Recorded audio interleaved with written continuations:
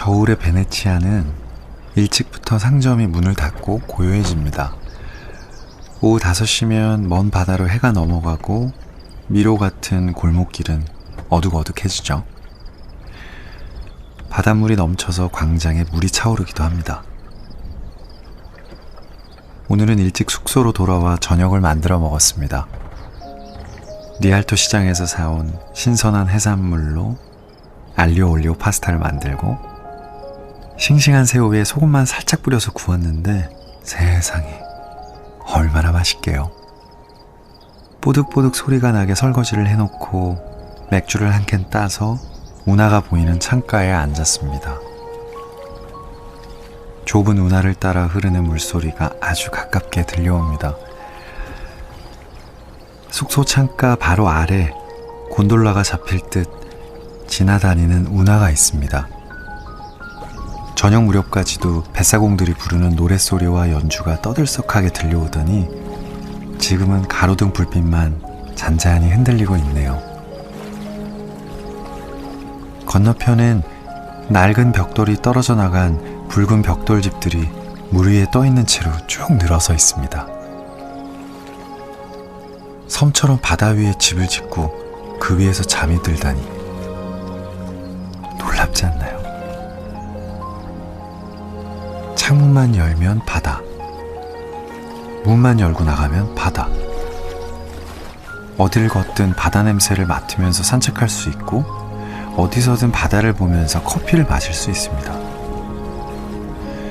이탈리아 사람들은 아침에 잠깐 선체로 에스프레소를 더블로 시켜서 단숨에 마시고 가던 길을 가곤 하죠. 많은 예술가들이 베네치아에 머물면서 휴식의 시간을 갖고 영감을 얻었죠. 게테도 그중 하나입니다. 어릴 적 여행을 좋아하던 아버지가 이탈리아를 다녀와서 자주 얘기를 들려주곤 했는데 그때부터 물의 도시 베네치아에 꼭 한번 가보는 게 그의 오랜 꿈이었다고 합니다. 산마르코 광장에는 그가 자주 가던 카페 플로리안이 아직도 문을 엽니다. 그는 말했죠. 인생은 속도가 아니라 방향이다.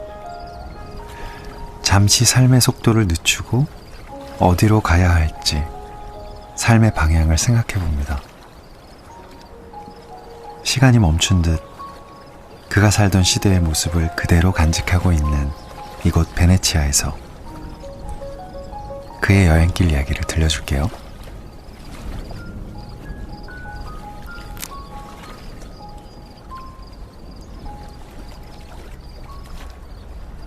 베네치아로 가다. 요한 볼프강 폰 괴테. 독일 시간으로 1786년 9월 28일 5시쯤 브렌타 강을 지나 바다와 강이 만나는 얕은 석호로 들어서면서 나는 운명의 책 한 페이지에 적혀있던 대로 베네치아와 처음으로 마주하였다. 내가 이 놀라운 섬의 도시, 천상의 공화국에 발을 들여놓게 되는 날이 오다니. 기쁨과 감격에 겨워 나도 모르게 탄성을 질렀다. 베네치아는 더 이상 나에게 의미 없고 공허한 이름이 아니다. 나는 실체 없이 아무 의미 없는 단어의 소리를 내뱉거나 듣는 걸 아주 싫어해서 본 적도 없는 도시 베네치아의 이름을 말할 때마다 그 공허함이 나를 괴롭혀왔다. 바쁜 승객들을 도시 안쪽으로 더 빨리 데려다 주기 위해 첫 번째 곤돌라가 우리 배 쪽으로 다가왔을 때 나는 20년 넘게 잊고 있던 내 오래된 장난감을 기억해냈다. 아버지는 이탈리아에서 가져온 아름다운 곤돌라 모형을 갖고 계셨다. 아버지는 그 모형을 무척 아끼셨고 내가 그걸 갖고 놀 수 있도록 허락받는 건 아주 특별한 일이었다. 검정색 선체와 발을 디딜 수 있게 만든 나무 격자 뚜껑, 반짝이는 철제로 된 부리 모양의 뱃머리, 모든 게 오랜 친구처럼 나를 맞아주었다. 까맣게 잊고 지냈던 어린 시절의 소중한 감정들을 다시 느낄 수 있었다. 베네치아에서 나는 영국의 여왕이라는 간판이 달린 여관에서 머물렀는데 이 숙소는 성 마르코 광장에서 얼마 떨어지지 않은 곳에 위치해 있어서 오각이 좋았다. 내 방 창문에서 내려다보면 높이 줄지어 서 있는 집들 사이로 좁은 운하가 보인다. 운하 사이를 잇는 아치 모양의 다리들로 섬들이 연결돼 있는데 이 숙소 바로 밑에 그 아치형 다리 하나가 있었고 건너편에는 좁고 부산스러운 골목이 있었다. 독일에 보낼 소포를 다 만들 때까지, 그리고 이 도시의 풍경을 충분히 다 봤다고 느낄 때까지 나는 이곳에 계속 머물 생각이다. 이 도시에서 나는 지금껏 열망해왔던 진정한 고독을 즐길 수 있을 것이다. 아는 사람이 아무도 없는 군중 사이를 홀로 헤치고 걸어 다닐 때처럼 절실히 고독을 느끼는 순간은 없기 때문이다. 베네치아에서 나를 아는 사람이 한 사람 있긴 하지만 아마 연락이 닿아 만날 일은 없을 것이다. 오늘 밤엔 유명한 뱃사공의 노래를 듣기 위해 시간을 맞춰 놓았다. 타소와 아리오스토의 시를 그들만의 선율에 실어 노래한다는데 이것은 미리 예약을 하지 않으면 안 된다. 이 시는 흔히 들을 수 있는 노래가 아니라 200년이 넘게 전해 내려온, 지금은 거의 잊혀진 전설과도 같은 것이기 때문이다. 달빛이 은은히 비춰드는 가운데 곤돌라에 올랐다. 두 명의 가수는 배의 앞뒤에 각각 앉았다. 잔잔한 수로를 따라 곤돌라가 천천히 움직이며 노래가 시작되었다. 두 사람은 번갈아 가며 한 소절씩 노래를 불렀다. 루소를 통해 전해진 이 노래의 운율은 같은 억양으로 읊조리듯 길게 이어지면서 화음도 매우 단조롭고 오직 시구의 내용에 따라 목소리 톤의 고저장단만 바뀔 뿐이다. 노래와 낭독의 중간쯤이랄까? 하지만 두 사람이 부르는 노래에는 영혼과 삶이 들어있다. 자유롭고 행복하게 살아가는 사람들이 저절로 흥얼거릴 때 나오는 그런 멜로디다. 그것은 그들 마음속의 흥을 따라 흘러나오는 선율이라서 어떤 시를 갖다 붙여도 노래가 될 것이다. 뱃사공들은 곤돌라를 세워둔 섬의 모래밭이나 운하의 언덕에 앉아서 아니면 배에 걸터 앉아 아주 크고 우렁찬 목소리로 노래를 부른다. 폐부를 찌를 듯한 그 목소리는 경이로울 만큼 멀리까지 울려 퍼진다.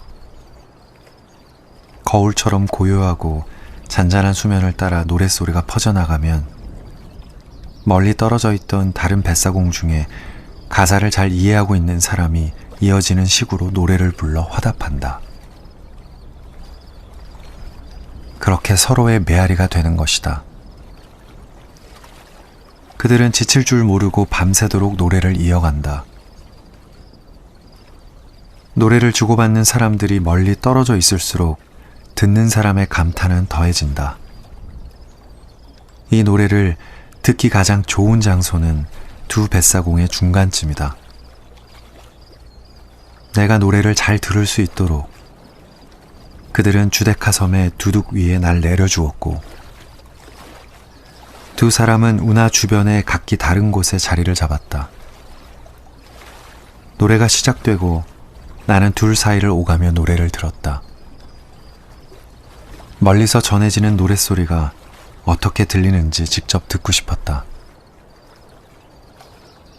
한 사람이 노래를 부르기 시작하면 건너편 뱃사공 쪽에서 노래를 듣고 그쪽에서 노래를 이어받으면 반대로 걸어가 다시 노래를 들었다. 그렇게 들으니 노래의 감동이 더 깊게 다가왔다. 멀리서 들려오는 목소리는 슬픔이 증발한 가여운 탄식처럼 들렸지만 이상하게 마음을 움직였다. 눈물이 나올 만큼 감동적이었다.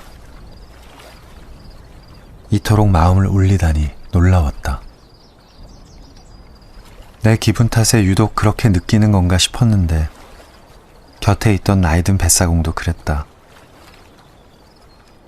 저 노랫소리는 이상하게도 마음을 흔드는 힘이 있죠. 들으면 들을수록 더 좋아지고 감동적입니다. 그는 나에게 언젠가 리도의 여자들, 특히 말라모코와 펠레스트리나의 여자들 노랫소리를 들려주고 싶다고 했다. 그 여인들도 타소와 아리오스토의 노래를 부르는데 선율이 비슷하거나 거의 같다고 했다. 뱃사공은 계속해서 말을 이어나갔다. 그 여인들은 남편이 고기를 잡으러 바다로 나가면 바닷가에 앉아서 저녁 내내 노래를 불러요. 멀리 바다에 나가 있는 남편이 그 소리를 들을 수 있도록 아주 크게. 파도를 넘어 바다 저 건너까지 울려 퍼지도록 노래를 하죠. 그들은 그런 방법으로 서로 소통했던 겁니다. 너무나 아름답지 않은가? 인간은 이런 식으로 음악을 만들고 그것은 예술이 된다. 그들의 노래는 지금껏 죽어있던 글자에 불과한 시에 생명력을 불어넣었다. 슬프지만 무슨 뜻인지 전해지지 않던 그 싯구에 인간적인 마음과 진실된 감정을 담아 사람의 마음을 움직이는 것이다. 고독하게 혼자 남겨진 한 사람이 먼 곳에 떨어져 있는 사람에게 마음을 전하고 그 사람이 듣고 응답해 주길 바라는 소망이 담긴 노래인 것이다.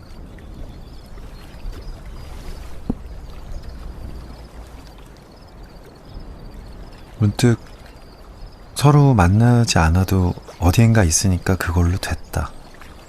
그러면서 안심하고 말았던 내가 왠지 미안해집니다. 불을 끄고 침대에 누워서 휴대폰에 저장된 이름들을 꺼내봅니다. 이름 하나하나에 수많은 이야기가 스쳐갑니다. 보고 싶은 얼굴, 이젠 볼 수 없는 얼굴, 가까이 있어도 닿을 수 없는 사람. 전화 한 통이면 숨을 헐떡이며 달려와 줄 내 사람들도 있습니다. 오늘 밤엔 그리운 사람들에게 미처 전하지 못한 안부를 전해봐야겠습니다. 지구를 반바퀴 돌아 이곳 먼 베네치아에서 고독하게 혼자 남겨진 한 사람이 먼 곳에 떨어져 있는 사람에게 마음을 전합니다. 자니? 잘 지내? 살아는 있지? 그리고 여기 계신 당신에게도 굿나잇 인사를 보냅니다. 이제 그만 자요.